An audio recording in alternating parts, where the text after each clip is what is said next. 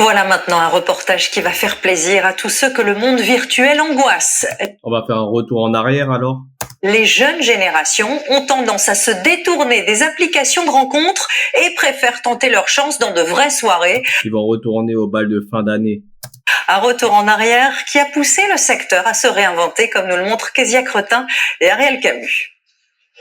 Si vous êtes en couple, l'accès à cette soirée vous C'est le moment de faire des soirées speed dating. Il y a de l'argent à se faire là-dedans. est interdit.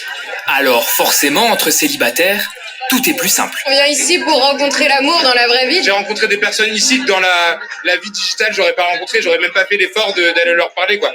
L'âge d'or des applications de rencontres semble terminé. De plus en plus de jeunes s'en détournent. Cette chef d'entreprise a flairé le filon. Moyennant 20 € par personne, elle propose des soirées réservées aux célibataires de moins Ah ouais, mais le business de l'amour, il est énorme. Hein. 20 € par personne, elle a dû se faire beaucoup d'argent. de 40 ans, avec des animations pour apprendre à se Je connaître. préfère être avec quelqu'un de très drôle ou de très ambitieux. Franchement, ça c'est dur. Tu préfères l'argent ou le caractère?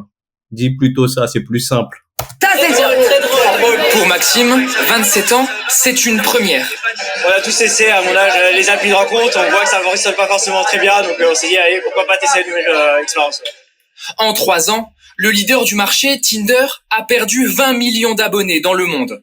Son cours en bourse a été divisé par 6. Même chose pour l'un de ses concurrents, Bumble. Cours de bourse divisé par 9.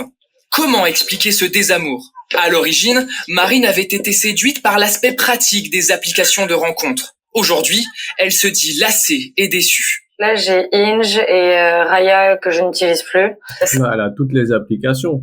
Ça devient en fait comme du contenu sur Instagram. Quand on s'ennuie, on va sur l'appli et on swipe, on like, on met une croix.